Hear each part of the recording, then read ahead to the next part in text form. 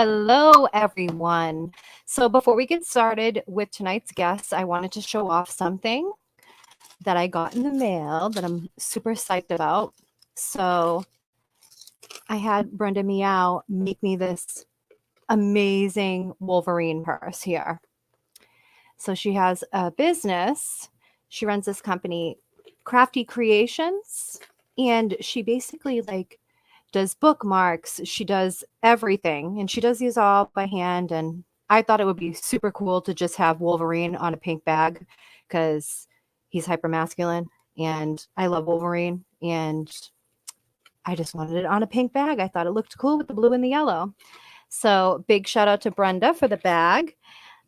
You can follow her. Her information is right here. She's on Twitter as Brenda Meow1. She's on Instagram here as well. And that's her outlook here. And this just talks about her company.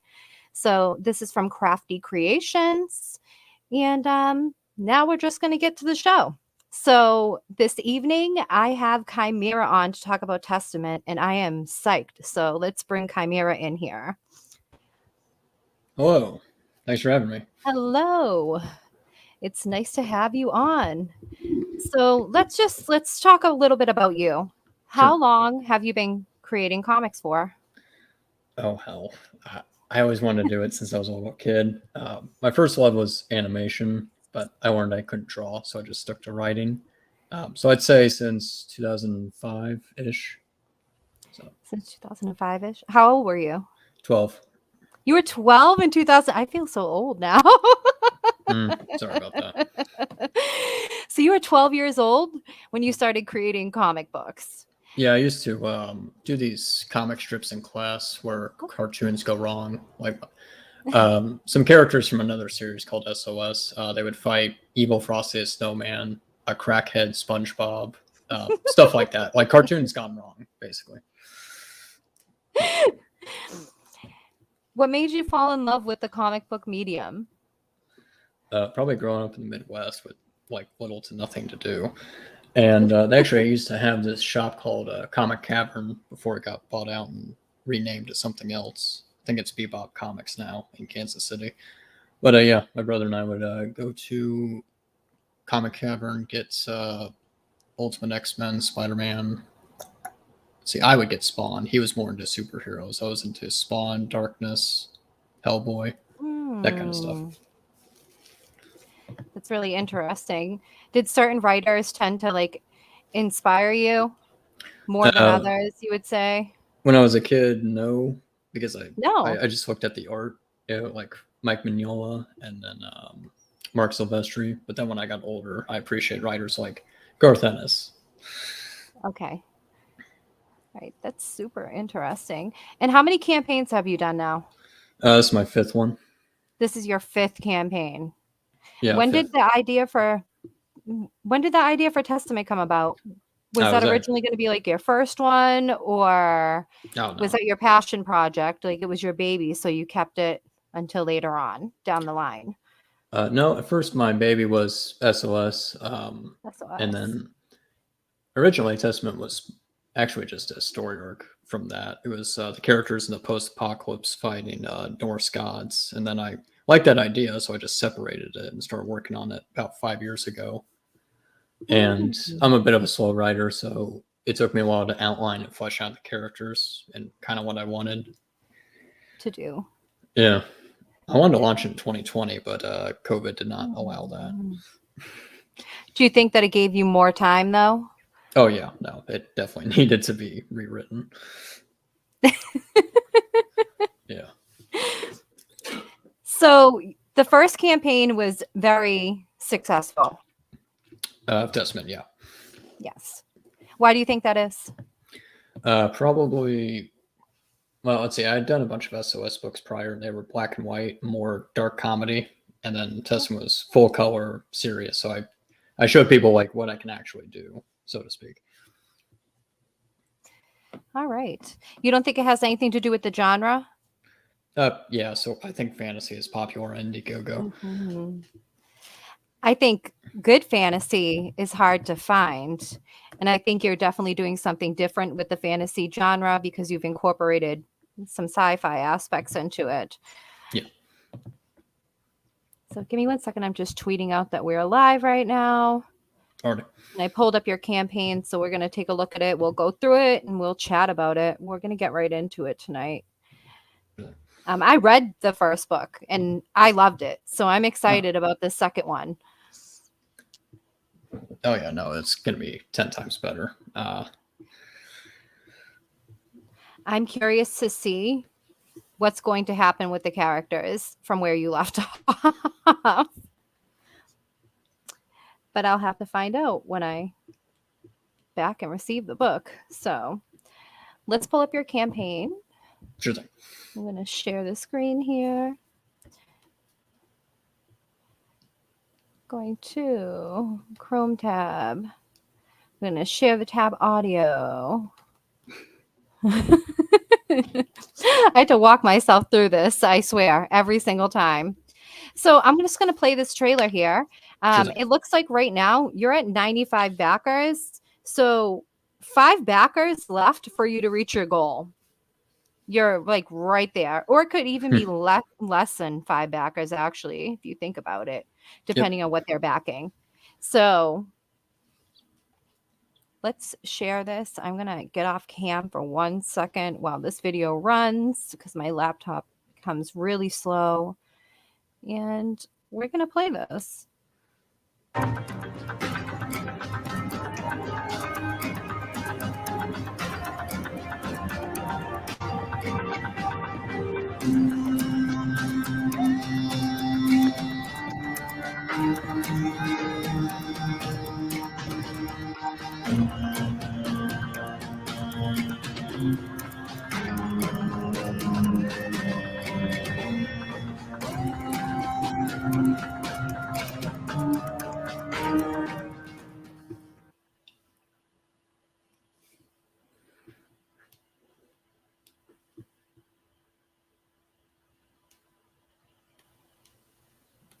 All right. So that is an awesome trailer. I love the music you use for it. It just makes me feel like I'm in Elder Scrolls. Yeah, I think I remember showing you the beta version or whatever when I was working on the trailer. Yeah. So yeah. So you want to get right into it? So let's talk about what is Testament. For anyone that may not have read Volume 1 that's new to your campaign, let's get into the world of Testament here. Sure thing. So Testament's a science fantasy series focusing on a swordsman named Carl von Magnuson. He teams up with a gunslinger and a mage in a rebel group to overthrow a king. The world itself is a mixture of science fiction and fantasy, kind of like a Final Fantasy game or a Chrono Trigger. So there's Norse gods, magic, but also technology, and there'll be a few mechs. Probably not 100 feet level mechs, but yeah. And in this volume, they go to the east, so there's a bit of a lack of technology, so there's more fantasy. And Carl learns more about his powers. He unlocks a new one. In the first book, he unlocks Berserker Rage, and then in book 2, he unlocks Lightning. Okay. So it's kind of playing out like a video game a little bit with if you think about it. How you have to unlock certain specialties and powers. I didn't think of it at first. I almost didn't do the lightning. I talked with my editor, how do we do the lightning so he doesn't look like a Sith Lord? And so we did lightning in a way that it makes sense. So there is a complete world that you're building with this book, would you say? Oh, yeah, no. For sure. I do want to do other books that would focus on his ancestors. So you would see barbarian times, and then you would see just pure dark fantasy times, no technology. So this is kind of like, Carl's like the last of his generation. And I do want to focus on like his great-grandfather and other characters.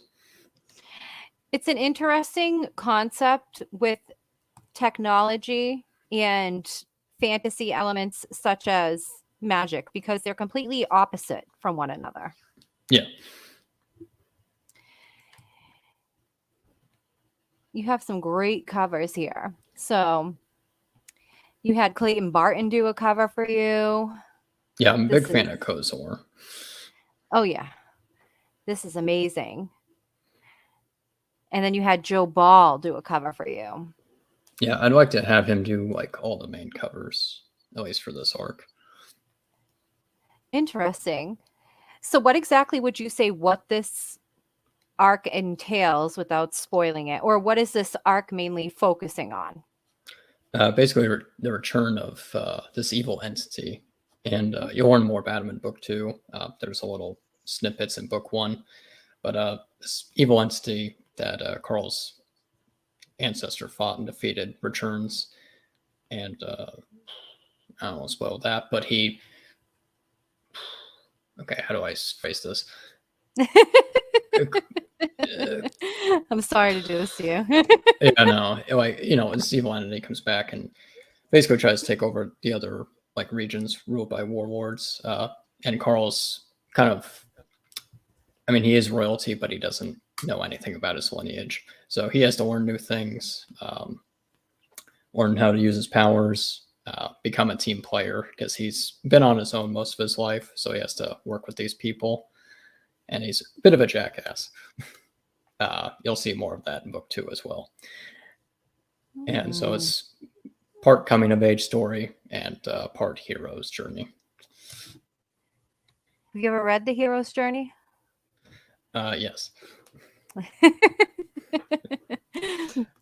And I actually, feel like it's a must reader. Like it's a must read for anyone that is a writer. yeah, I had to read it because like the other stuff I wrote, like SOS, those were anti-heroes, and so I'm better at writing jackasses. I'm like, okay, now I have to like change my brain. I have to like figure out how to write a hero.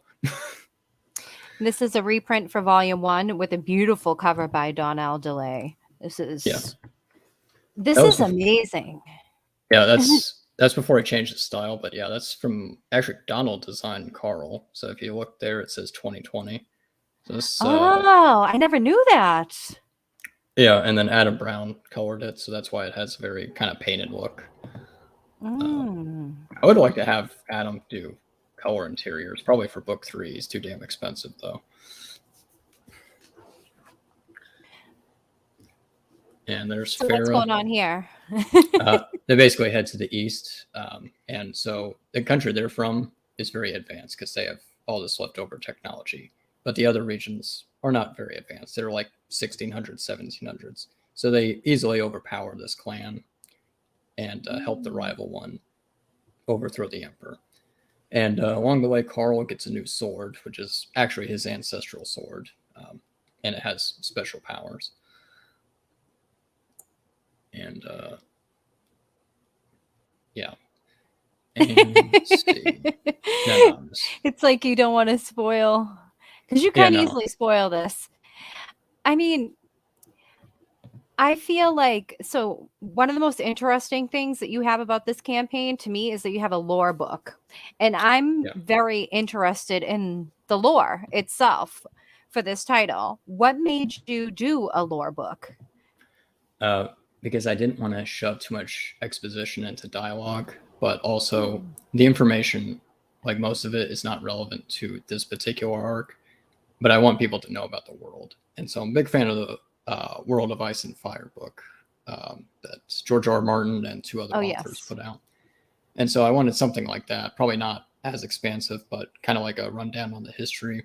So my editor and pre-press guy worked with me, and so we did this supplemental. And it's actually, let me just share my screen. Show, don't tell. Let's share your screen. Okay, so it's a bit low res, but here's.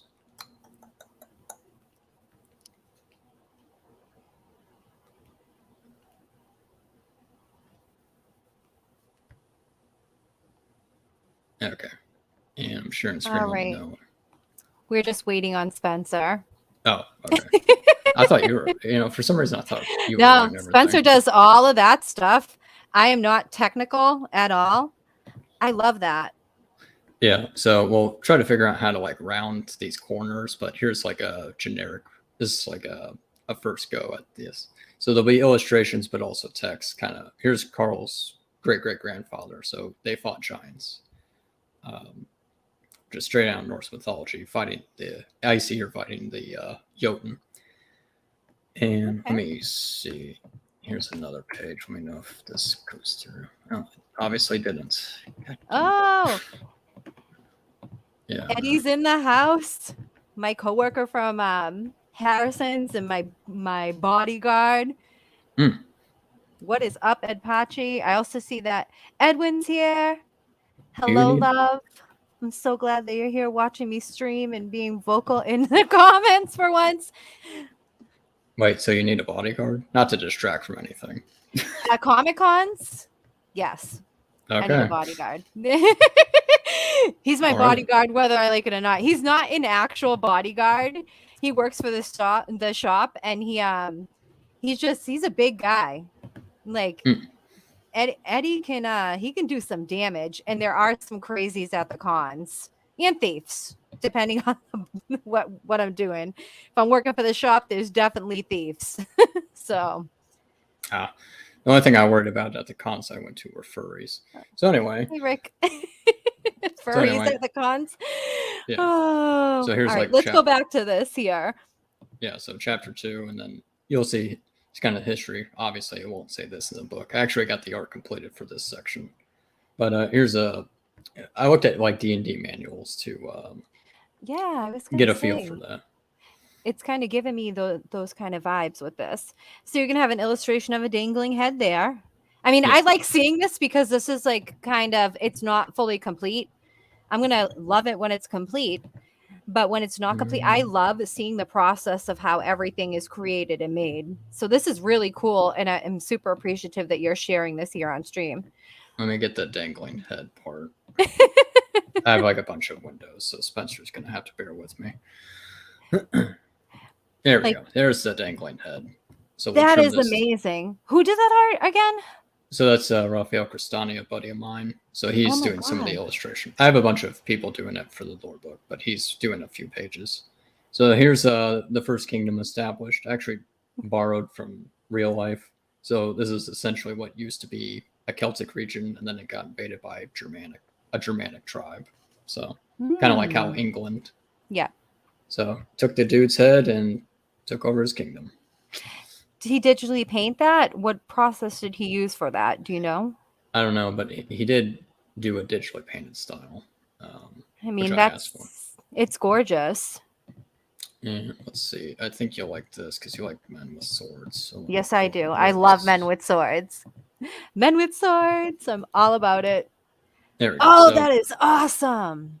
I had my friend Ebi Canales do this for me. And let's see, I was telling him like, okay, can you just be like Mark Silvestri or David Finch? And so he's like, okay, I'll try to like adopt a little of that into my style. Oh, I can see it. Definitely. That definitely, I would say it's a very X-Men or even Conan-y pose in a way, because I definitely have seen Conan covers with a similar kind of pose. I love that. That looks sick. Yeah, I'm all about this. I'm thinking of making it a trading card, but yeah, that's Carl's great grandfather, and I would like to make at least one book centered around him. Because he actually does have, like a prequel. You were thinking? Yeah, it'd be standalone. Like you wouldn't need to know anything about the world. I would have to like phrase everything in such a way that newbies could get on it. What else do you got? Let's see. Just see. I'm on a roll here. I'm like, what else do you have to show? Well, here's the main book, and here's the latest colors. So here's. All right, let's talk about who worked with you on this book. Julian da Silva is still the main artist, and Marcos Martin is still the colorist. And so they're team. Yeah, and they're meeting with a royal from basically their version of Poland, and yeah.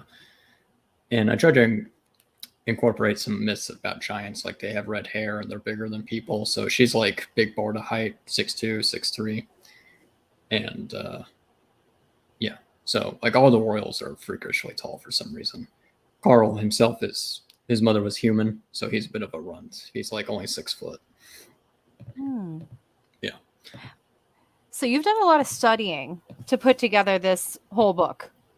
Yeah. Just in general. Well, I do like talking about mythology with my brother, like fallen angel stuff, giants, because there's giants in every mythology, and it is a bit odd, like every mythology. Yes, that's true. That is definitely true. There are also stories that are same in mythologies, different mythologies across. They just changed up the characters pretty much or who they were. But the stories are very similar, even stories that tie into like the Bible and like Greek mythology. And there's Carl accidentally getting lightning powers or discovering them. And I always like that effect from Dark Side where he always has the fiery eyes. The fiery eyes on him. Yeah. And let's see. I'll just spoil the book. Yeah, don't spoil the whole book. But yeah, there you go. Yeah, I guess we can go back to the campaign. Yeah, let's head back to the campaign. There we go. All right. Is there any way, because I'm just thinking, so SOS, is there any way you could cross over? Like I wrote that a few days ago. It's taken me a while because that is just so completely different. I would have to just, like tell you that they're alternate universes. Like these are not possible. Yeah, it's possible. Like they have a bunch of rogues gallery of villains, so one of them will accidentally summon Carl. But one of the running gags is no one will understand him because he doesn't speak English. So he'll be speaking what he would be speaking would be like an alien and Germanic sounding. Thought bubbles. Yeah. Thought bubbles. We're gonna look at this lore book now. Yep. And this is some of the art from it. That is insane. Yep, that's Carl's ancestor, Stefan.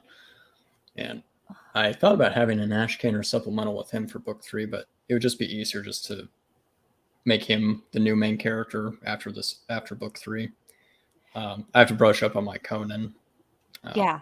I've only read Tower of the Elephants and the recent Marvel stuff. The recent Marvel stuff is okay-ish, but You gotta read Queen of the Black Coast. Do not read don't read any of the new Marvel Conan. If you want to read a good Conan title, I highly suggest The Cimmerian by Ablaze Publishing. That is like, it's true to Robert E. Howard's work. It's very raw. It's a little gory. It's gritty. It's just very well done for a Conan book. My dad was a big Conan collector. So, oh, really? I read some of the recent Marvel stuff. What was your issue with it? It strayed away from it, especially when they started doing like the Savage Avengers stuff. It just, I couldn't, it was so far from what I knew and loved about Conan. The covers were great. I mean, there was some great artwork in them, but it just, I don't know, it just wasn't the same as like the Dark Horse stuff or earlier stuff Marvel put out when they were doing Conan.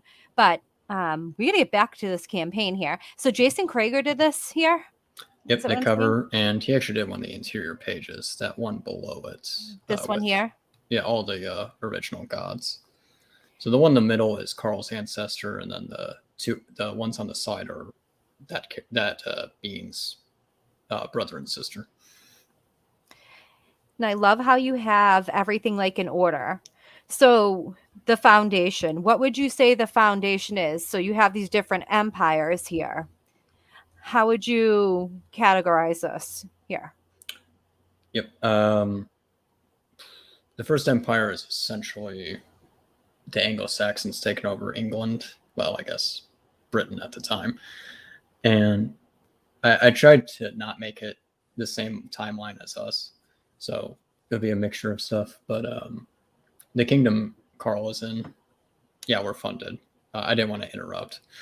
Oh, you got funded? Hold on. Yep. Let's refresh. You know what? I'm so happy. Someone finally got funded on my show. Let's refresh. I wonder if anyone backed one of those cards. You had some great sketch cards by some amazing artists that... Yep. Booty juice. I don't know how they're still there. Oh yeah, you are completely funded. How do you feel? Pretty good. Thank you. Especially in this economy. That is awesome. So that means you've hit stretch goals then, I'm assuming, if you have any. Yeah, I added one last night. So that Ooh. Ebi Canalis one, that one with the 2 swords. So that'll be a trading card once I get that colored. Oh, that's Then the awesome. prince. Yep. And I'll probably add like a 10K one as well. So yeah, to answer your question, I guess with the lore book, Yeah, let's go I have back no to idea it. what Spencer is doing. No, this is me. I'm Oh. controlling this part, and Spencer just does the background stuff. It's just Oh, my mouse and my laptop is super sensitive. So, no. all right. I So let's guess go the back to original. this. And I'm very interested in the lore. Okay. I'm extremely interested in the lore Sure. because So I feel like lore gives you a lot of insight into future issues or future things that could happen in an arc outside of this one when you're complete with this arc. Because, I mean, ideally, do you plan on this series being ongoing? I mean, I hope so. yeah, with different characters. I probably return to Carl when he's an old man for like one book, but like I said, we'll do Stefan and then the guy with the swords. We'll do ancestors and stuff. I'll try not to go out of my mind and milk the shit out of it like Games Workshop does with 40K, but like I constantly need to remember my own lore. Like I'm always checking my notes to make sure I don't have any make sure I don't have to retcon stuff, like everything's in order. So yeah, the gods on the left, that kind of represents, I guess, Sumerian times. If you're a big believer in Anunnaki ruling us as slaves. And then the one on the right kind of represents the fall of that empire when humans took over and you get separate tribes, wars and stuff. So the region they live in is called Rhineland. It's essentially Germany/England. And yeah, basically Rhines took it over from a Celtic-like people. Yeah. There's a few comparisons with real world history. I was going to say, that's what it seems like to me. You drew some inspiration from that. You must have like been a history buff in school, I feel like. Yeah, social studies was my favorite. I wouldn't say I'm a history buff now, but yeah, I dabble in it, let's just say. Social studies was definitely my favorite as well because I loved the mythology that went with different cultures, especially like Greek mythology. I absolutely love Greek mythology. I actually loved learning about Norwegian mythology as well and Egyptian mythology. And then just like learning about when I found out more stuff about me being Armenian, learning about Armenian mythology, which is very similar to Greek mythology before they adopted Christianity. Yep. So it's very, very interesting. So this is the print you have here, or is this a trading card? That'll be a print. That was actually originally the cover, but I went with the other one. I think you made a smarter choice, to be honest with you. Yeah, it's just not cover-ish. So I mean, it's a good print. I love the face to face. I love seeing characters like face off with each other. I love this like action down here and this pile of bodies with this building in the background. I think that looks really cool. I don't know whose idea it was to do this, but that was actually my editor's idea. Sorry to interrupt. Really? Yeah. Do you have a close relationship with your editor? Sure. It's mostly him calling me a dumbass, but yes. I think editors, we all kind of do that. I think we all kind of do that. So. And then my buddy Raphael did a painted style again. That's Carl's great grandfather. I'll probably trim down that plume. That got a little bit outrageous, but I love it. I actually love it. Yeah. It's really cool. Yeah, and don't let the stance fool you. He's actually just, that character's a drunk and a womanizer. So that'll be fun to write. Oh, that's going to be really fun to write. You can add a little bit of comedy within it. Yeah, and that's pure dark fantasy, so no technology. The technology in Testament's very recent. Like they discovered all the leftover ones from the gods, like very recently. So that's why they have all that advanced technology out of nowhere. How would you describe like the dark fantasy or magical aspects of this book? Because you just described like the technology aspect. Yep. Well, you'll see one of the supporting characters use magic, and then actually you'll see there's a dragon up above. I know, I saw the dragon. I'm a dragon person. Yeah, I went with a. Some people thought it was like a crate dragon from Star Wars, but it was more of a worm from Norse It looks like, mythology. yeah, I was going to say it's a worm, or it could Yeah, be, depending on, some people actually would think a wyvern looks like that. yeah. And so it's, you know, so, but that's awesome. I love And that. a mutual friend of mine actually recommended I put plasma crystals because I have those, and that does cause mutations. So he recommended I put the crystals on its face, and that's what caused the mutation. Oh, interesting. Yeah, So is there even a possibility that this, that makes me think. So this might not have been a dragon to begin with. yeah, just like a small creature. Yeah. So, And let's see, and then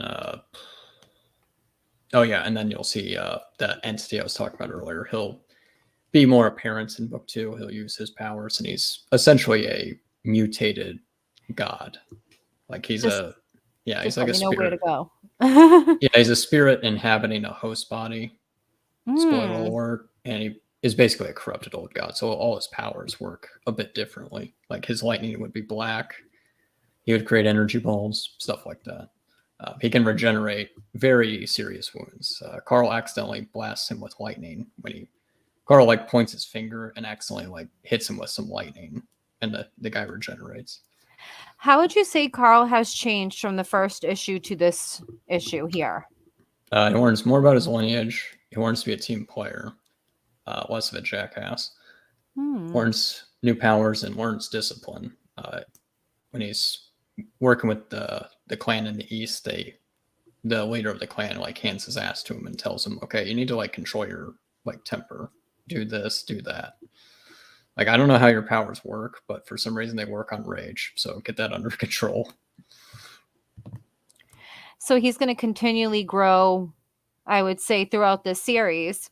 I Yeah, mean, after this arc is done, right? So this arc mainly focuses on what again, would you say?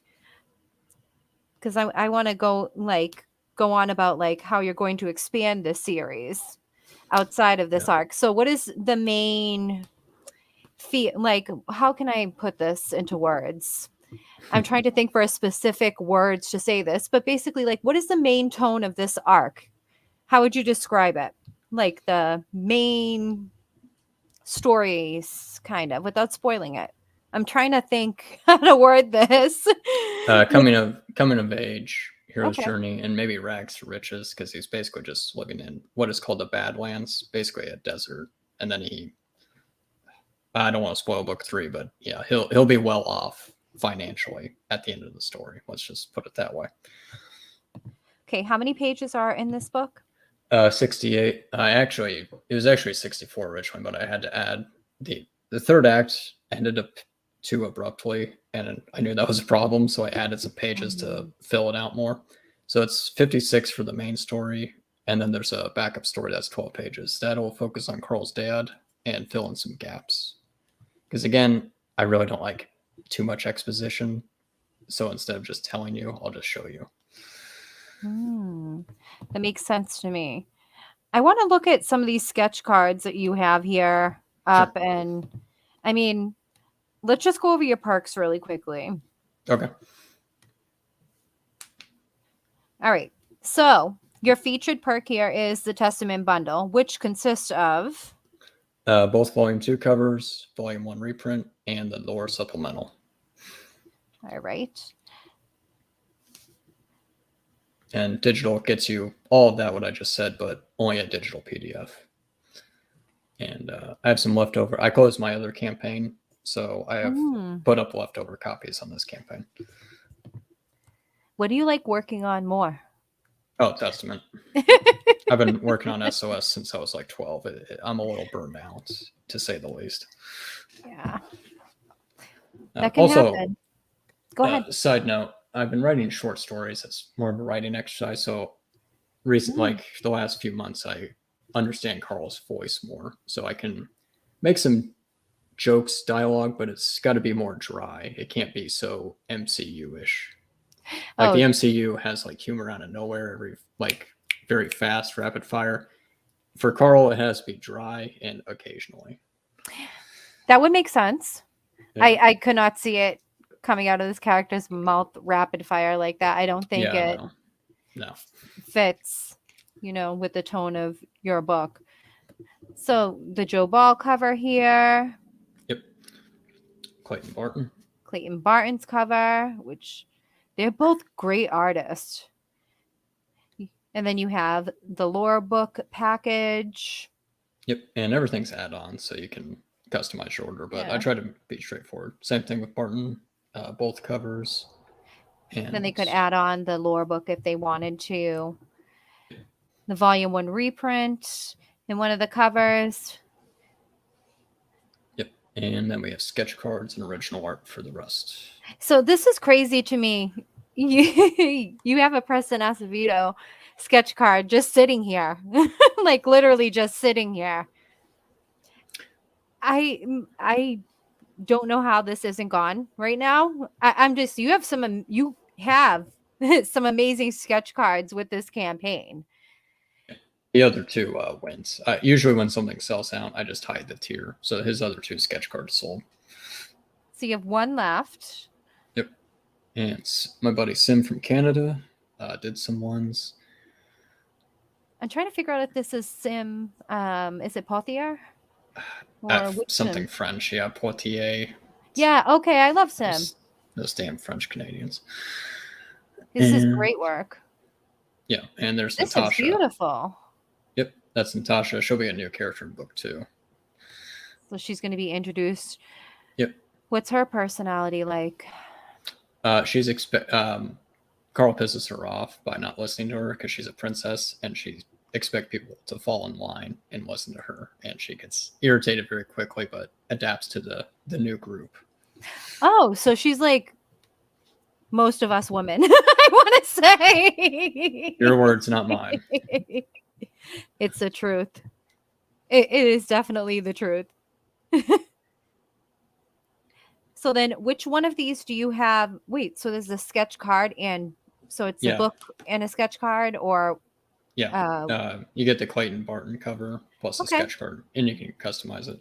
So the chick and the guy with the sword are sold. So the veneer is left. I love that style because he reminds me of like Anubis kind of right there. Yeah, I'm like, yeah, he just added all that stuff. I'm like, all right. I actually think that's super cool. Just because of a lot of the mythological aspects within this book and historical stuff. So you have volumes 1 through 3 for SOS here. Oh, yeah. Just leftover copies. And let's see, what else did I put? I think I have some sketch. Oh, wait, no, the Booty Juice one sold. Those were very popular. I only listed those like yesterday or so. So Dan Dial stuff. Yeah, so once I get paid tomorrow, I'm gonna commission 2 more Booty Juice cards. Yeah, he's great. And this is what already sold. Oh wait, that didn't sell yet. Jason Krieger's original art. Or yeah, did he's it still sell working on it. Oh, okay. I gotta show that's gonna go fast. Probably.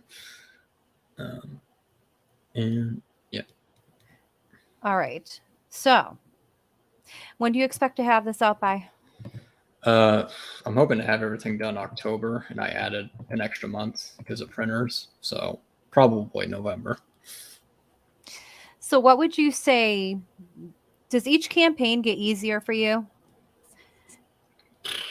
Funding wise, yes, but it still makes me nervous.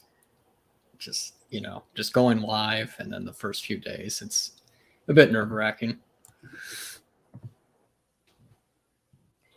So do you always all right, I'm a person, I have to read like 3 books of a series to realize if it's good or not. Right. That's just me. Like I have to, because reading 3 books gives me a feel to see if I'm really, really going to be into it or not. I mean, sometimes I can read 1 book and be like, yes, I think it's a lot harder when people put out their second books, just in general, especially with something that's going to be ongoing. Do you feel there's more pressure on you putting out like the second volume to the series? Not this particular series, because we're going to wrap up with the 3rd one for this arc, but I'm actually more excited people will get this one, because you'll learn more about the world. Even if you just buy the main book, you'll still learn more. And I wanted to make it like 70-something pages. I really want to make thick, fat books, but yeah, I had to settle with 68. I think 68 is a decent number. So, I mean, I would take a 70-something page comic anytime. I mean, I like to read a lot, so Yeah. that's just me personally. So, where would you like to go outside of this arc? So, volume 3 is when this arc is going to end. Yep. I have a book 4, but I probably won't call it book 4. I'll probably call it. Yeah, it's essentially like Old Man Carl, and that's when he's like, because his race, they age slow, so he'll be several hundred years old, and he'll be a lot different, more mature, but also very disconnected. Like, he doesn't bother with people anymore because he's lived so long. He's seen generations, wither and die, while he's ages very slowly. Would and you then say he's your favorite character? I kind of like the gunslinger. Huh. That's his maternal grandfather. I base that off of my maternal great grandfather, who was a bootlegger and criminal. Oh wait, we got to go back to that. I got to go back to what we were just talking about. My damn brain, it just went, and I was like, because the way that you talk about him, I was curious. All right, so keep going about like outside of this arc here, because I'm curious to know. Book 4, and probably that's just a placeholder name. It'll probably be called something else.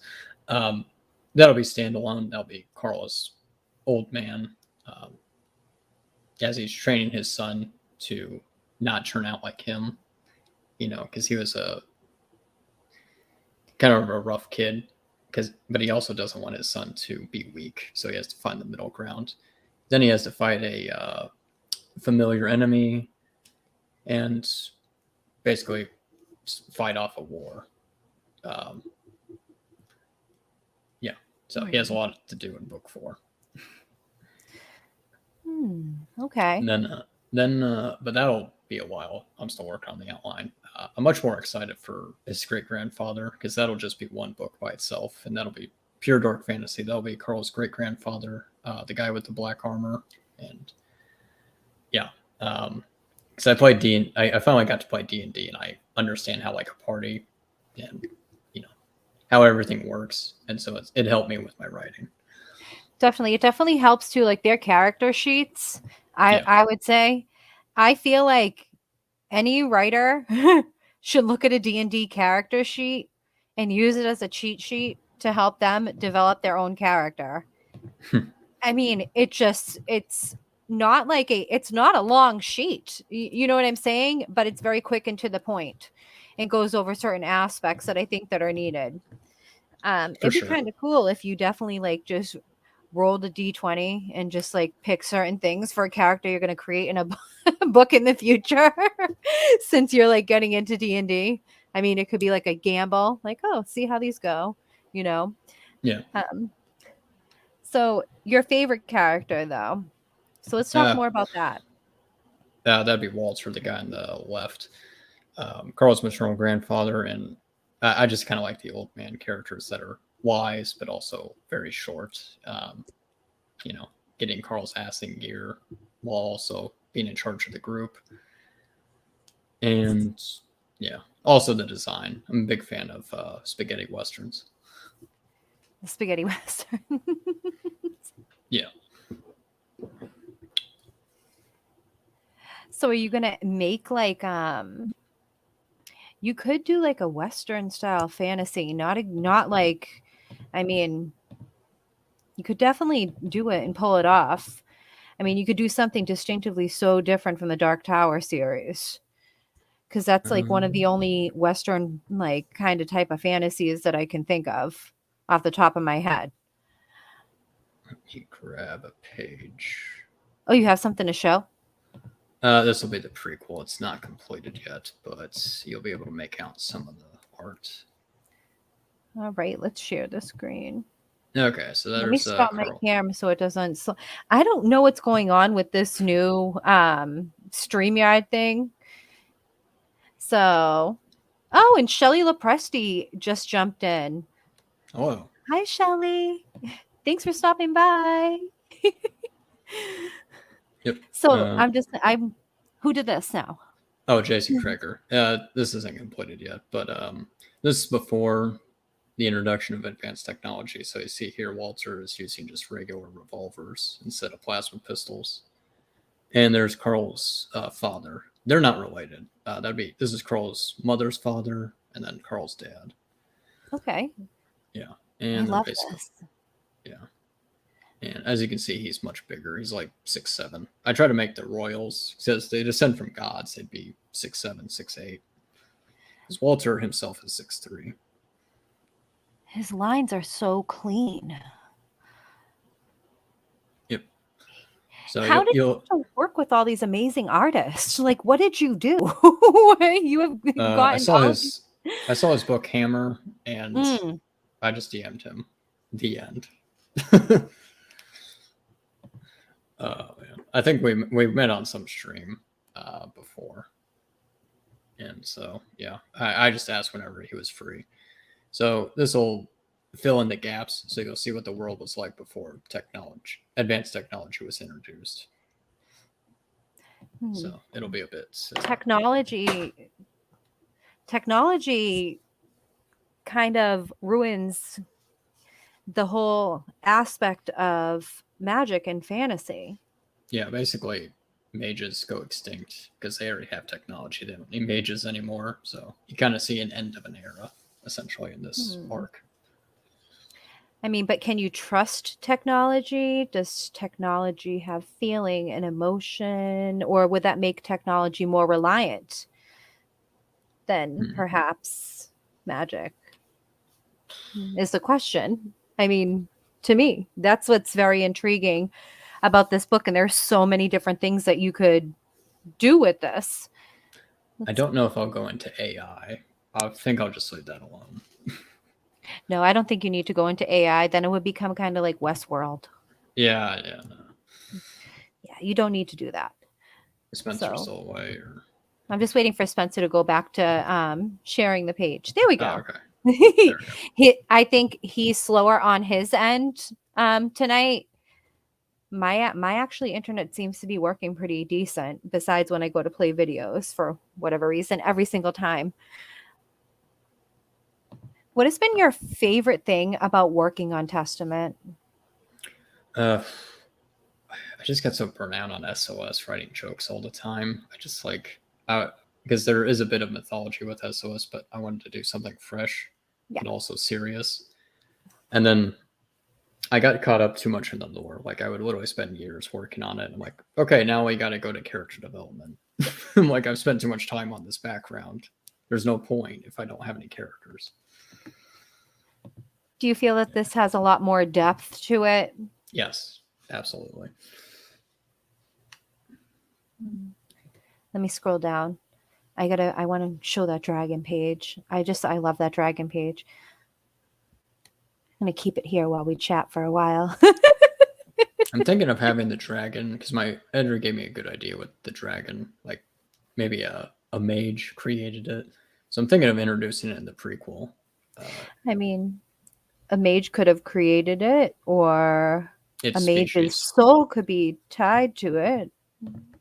Yeah.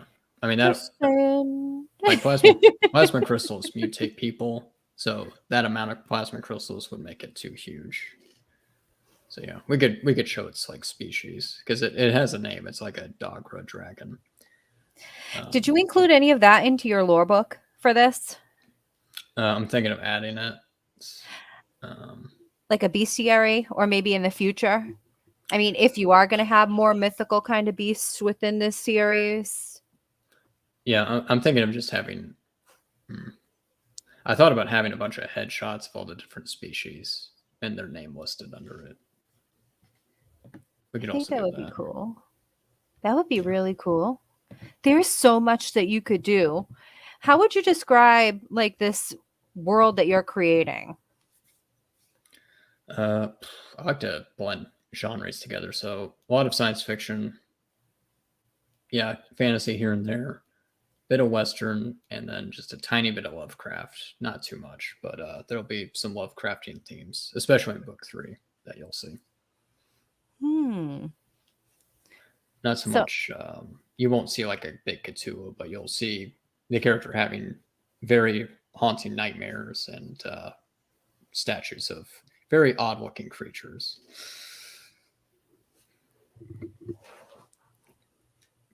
I love that the series has all of these aspects, and it seems like we're going to really see these characters grow within it as well.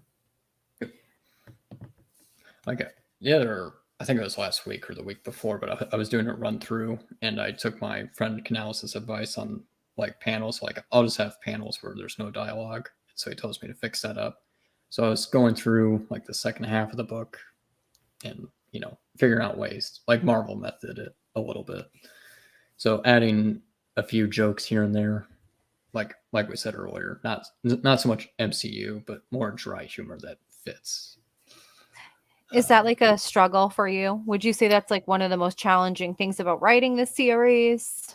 I'm better at comedy despite my monotone voice, but I have to like make it make sense. Like they wouldn't act like my characters in SOS. They would say something else. But it would achieve the same effect I'm trying to have. Because I want people to have fun. Like it's not so much action all the time. There's, talking, and then there's a bit of drama near the end of the book. I'm going to try and make people cry just a little bit. Why are you trying to George R. R. Martin people? That's horrible. No, one dies, but no one dies, but there is death. Don't worry, none of the main characters get killed. None of the main characters get killed. I know, but I can't trust you because you're right. What you're writing, I can't trust you. I can't trust what you're saying. He overdoes the killing just a bit. A bit. I mean, I'm still waiting for The Winds of Winter to come out, which is apparently never going to come out. You'll be waiting a while there. He can write other things. Yeah, I just love how he's working on like a Jon Snow prequel or sequel. How do you feel about that? All right. You're asking me how I feel about Jon Snow? All right. I'm a simp for Jon Snow. I've noticed from your Twitter. So I am all about it. I mean, I feel like the ending that they gave him in the show was just, I mean, I was happy, he got to reunite with Ghost and everything. And I can imagine him definitely just saying, fuck it. And just, saying goodbye to everything that he knew and going beyond the wall. I could totally see that, because why do you even want to deal with all of these people? But see, look, Shelly feels the same way that I feel. Spencer, you should pull up that comment, because I never ever get that kind of stuff. See, yummy, yes, If they explain the White Walkers, just not to interrupt, but just fucking explain the White Walkers, please. I mean, that was where they failed in the show for me. I mean, he should have killed the Night King. That was it. What is the Night King just looked at him for seasons? I mean, I like looking at him too, but not, he was like, it was so stupid. It would have been way better if he would have jumped off the dragon he was on, which I believe was it Rhaegal he was on? I'm trying to think. Yes. It was Rhaegal. Rhaegal, because Viserion. Viserion was the one that died, and that, yes. Yeah. It was that was my favorite part. I actually cheered when he hucked that thing and killed it. I'm like, oh, finally. I cried. It was awesome. I had the opposite reaction. Like, oh, finally, these things aren't as OP as I thought. I mean, for granted, I know Khaleesi was a crazy bitch, but people that didn't read the book and they didn't really convey that really well into the story. I mean, because they just made her descent into madness go like Yeah, they cut out the whole fake Aegon story, so I'm thinking so. everything was rushed. Like, I think that's the ending we're gonna get. It's just a skeleton. There's no meat. So Yeah, I'm thinking Aegon, fake Aegon, sacks the city instead with the Golden Company. yeah, we'll see what ends up happening with Also, that. the Golden Company getting that killed that easily pissed me off because Mhm. they're like badasses. They wouldn't get killed off that easily. I mean, I mean, what I'm hoping is that, they're going to go beyond the wall. That's, he's with all the wildlings now. He's basically has become the king of the wildlings. Okay. That's how I'm taking it, because he is a person that doesn't want to be in power, but he is a natural leader. And sometimes that's just what it is. If you're a born natural leader, there are going to be people that follow you. And I always thought that he had the most purest of intentions and just the purest of heart. And that's why him killing Khaleesi, it just didn't make sense to me either. There were certain things, but I want to see him go beyond the wall. There are a lot of things like in the World of Fire and Ice book when they talk about like the first battle. I mean, I would like to see like the giant spiders come in and all of that stuff. Yeah, I mean, so they if they didn't do can any of that. put all that stuff with Beyond the Wall and some of that lore and just things that they missed out, I mean, it's going to be an awesome show. It's going to be awesome. I mean, I expect a lot of fighting. Yeah. Do you So watch? Okay. Side note: do you watch Dexter? I've Or have watched you? Dexter, yes, but not Okay. the one that they just released, I believe. Yeah. So And that they had a sucky ending too. It's HBO. True Blood too. if they do something, well, I mean, I'll agree with you on the ending for New Blood for Dexter, but most of the season was pretty decent. That they wanted to wrap up Dexter, but not retcon anything. So they should just do that with this Jon Snow show. They should just have one season, like a mini series or limited series, and they should, I don't know, I explain the want White 20 Walker. I want 24 episodes. I'll take two. No, less is more. Give like 8 No, episodes. 8 more. I episodes. want more. Well, I I don't know. want more. Well, Um, he's well, if they explain the White Walkers, because well, first of all, they're called the Others in the books, and they actually yes, look very like elegant or very otherworldly. They don't look like they're weird. ethereal. They look like Yeah, ethereal beings. yeah. The show didn't really capture that. No, and I really didn't like I could talk about Game of Thrones forever, but we're Yes. not here to do that. I mean, I could go into the whole like Oberyn's daughters and what they did Yeah. and butchered that, the Sand The Snakes, Sand and Snakes. Yeah. they're freaking assassins. There's no way. I'm just I did like the part where they got killed. I feel like that was fan service in season 7, where what's his name? Well, it's a combination of the other Greyjoys. yeah. I mean, there's so many They did things that not. are done different. They did not do. What's his name? Who's the Greyjoy that's crazy with the eye patch? Um. Oh, geez, I'm drawing a blank right now because my Not mind's Vict, on Lady Stoneheart right now. not Victorian Greyjoy, but Euron. Euron You're Greyjoy. on, yes. Yeah, they kind of combined Victorian and Euron in the show. Yeah, we didn't get Lady Stoneheart, which that was disappointing to me. They didn't really go into like the warging, that all of them can warg. And you know what? I would have liked to see at the end for that final battle, not Arya killing the Night King. I'll tell you that. I wanted Jon to hop off the dragon and like split the Night King in half with that sword, so that Yeah. sword had meaning, not the cat's paw dagger. I mean, that was a little.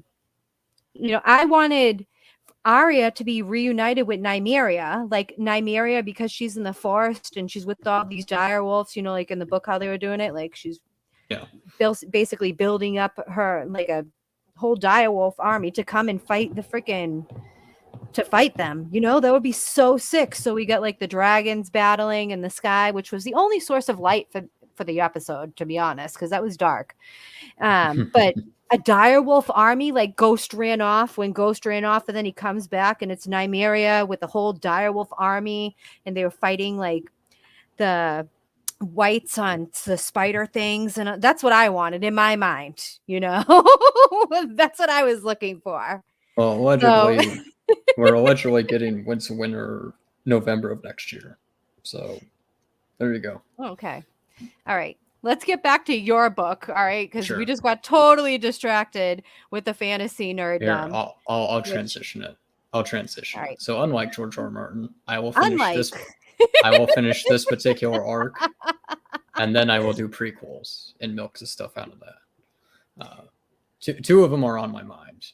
One of them was Stefan, the Viking guy with the axe. That's Carl's. Yeah, ancestor. Let me pull that down. Let me go. He's the one with the missing hand, right? Yeah. Yeah, I combined Tyr and Thor. I just love it. That dude is going to die playing with trains before Game of Thrones finished. I mean, does he even need to finish? Okay, not to sidetrack, but does he even need to finish it? Just have like, give like your assistants notes. Like they're finishing Berserk and Mira is dead. So let's just finish Game of Thrones without George. So anyway, unlike George, I will finish this arc and then I will do prequels focusing on this guy and then the guy with the two swords. I have notes for. It was originally just going to be like an ash can, but my notes were too extensive. So I'm probably just going to make like 1 or 2 books with Stefan here, Carl's ancestor. He also is like, Carl's like the last of his generation, and Stefan is the first of his generation. And so it's kind of cyclical. They both start out as mercenaries, both kind of jackasses, both recruited to fight the same being. So yeah, there's some similarities, but yeah, Stefan is a pure old god, so he's about 6'10", 7 feet, and he fights for a country called Ishtar, which is a combination of the Middle East and then the Byzantine Empire. So I'm trying to figure out their look because it'll be featured in book 3, but at the time when he's serving, which is 5,000 years ago, he'll wear like Roman-esque armor because essentially Ishtar is fighting the Rhines, so it's like the Romans versus the Germanic tribes. Interesting. Yeah, he obviously the Germanics are bigger, so they fuck up the Ishtarians, and then Stefan gets captured. Also, side note, the royalty in this, they control what is essentially Rhineland, which is Germany, but they themselves are Ishtarian, so they're Carl and the royal family are Middle Eastern essentially. That's interesting. Yeah, because that's where red hair originates from, is Middle East. Really? So I've never thought red hair, because I went to hairdressing school. Red hair is just, it's a genetic mutation. Anyone can be a redhead. Doesn't matter your race. Yeah. Yeah. No, I'm so serious. Like people always, they're like, oh, no more redheads, or they turned this character, into red. Well, technically anyone can be a redhead. So just saying, just putting that out there. So, but I know in a lot of cultures that red hair represented royalty, and they would color their hair red because it represented a lot of royalty and it represented wealth. There were certain levels to hair color. It was like red, then blonde, and then brunettes were at the bottom. Yep. That's basically what Carl. Well, that's what Carl is. They lost the blonde and red hair after Stefan's son Eric. So yeah, they're all brunettes after that. Okay. Yes, is it the first 30 days of campaign? Yep, I'm gonna extend. So you're gonna extend. And your campaign ends when? In 4 days? Yep, July 3rd, I think. July 3rd, right before the 4th of July. And then you're going to go for another 30 days? Yep. Are you going to add more things onto this campaign? Probably more sketch cards. Yeah. Because, I mean, it's just so easy. just like I just sold out all those booty juice ones, so I'm definitely gonna commission 2 more from him, and maybe 1 from Preston Acevedo. What has been your favorite thing about working on Testament Volume 2 in comparison to 1? Yeah, more background. You get to see more of the characters' personalities, because like in book 1 they all meet up, and I'm like, well, I have to introduce so much. You can only have so many interactions. Book 2, I wanted to have more interactions with the characters. They play off each other. They're a bit more humor, a bit more fun, lightheartedness, but also action. Hmm. And then Carl unlocking more powers. I was on the fence with lightning. It was either lightning or ice that I wanted to do, and my editor and I figured out a way to introduce lightning where it doesn't seem so overpowered. But I mean, you possibly could introduce Ice 2 down the line. Yeah, I'm thinking the redhead chick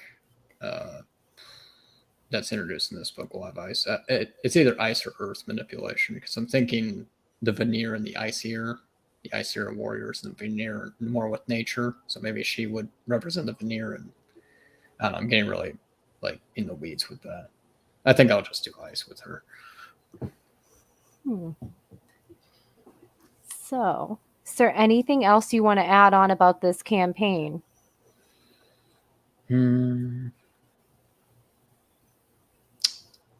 I think I got all I wanted to say.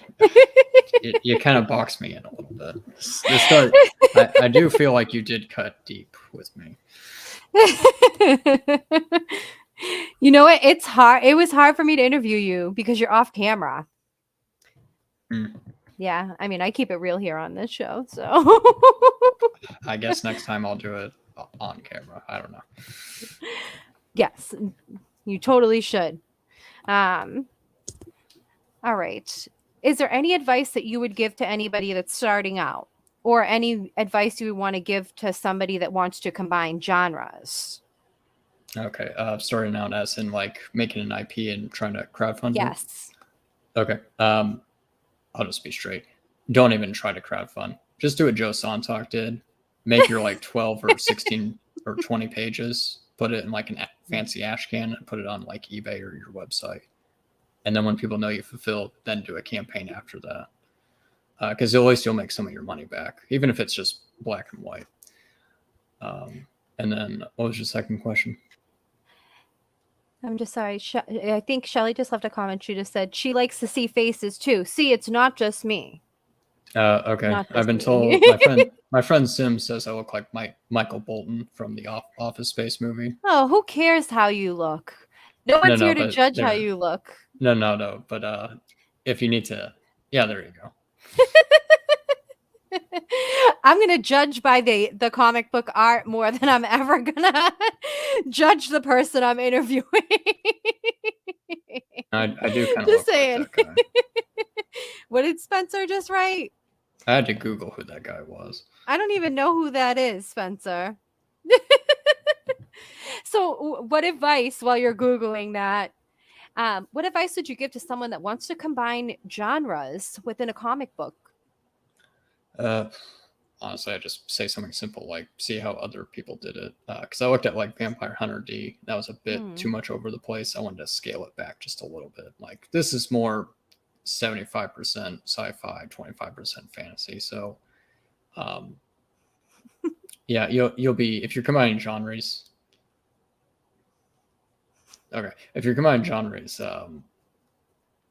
yeah, prepare for a lot of like first, second, third, fourth, and fifth drafts.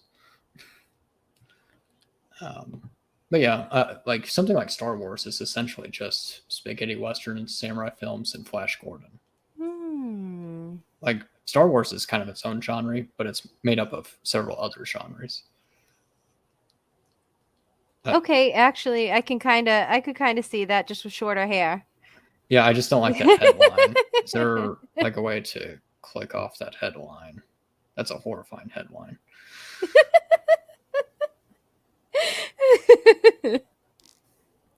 Why should everyone back Testament? Apparently, I look like a younger version of this guy, so I don't know. Yeah.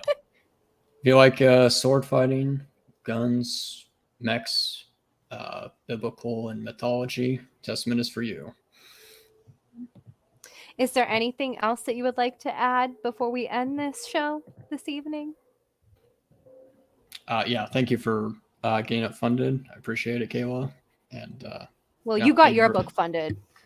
Yeah. It's you that got your book funded. So It's the power of Khaleesi, apparently. congratulations on getting funded again, Chimera. And thank you everyone for coming out tonight to the show. Thank you, Chimera, for coming on. Finally. Yeah. And I look forward to see what happens with this. And I'm really excited for the lore book and see where Testament is going. I mean, I will have you on for volume 3, but earlier in your campaign, I want to get you on. So you're not all run down from all the streams that you've done. I got to get you while you're fresh. No, you got. I had caffeine, so you got me good. All right. So thank you, everybody. You guys can back Testament today. And I'm exhausted myself right now. So thanks for hanging out, chat. Thank you again, Chimera, for coming on. And I'll see you guys on the next episode of Kayla Cuts Deep. Have a good one.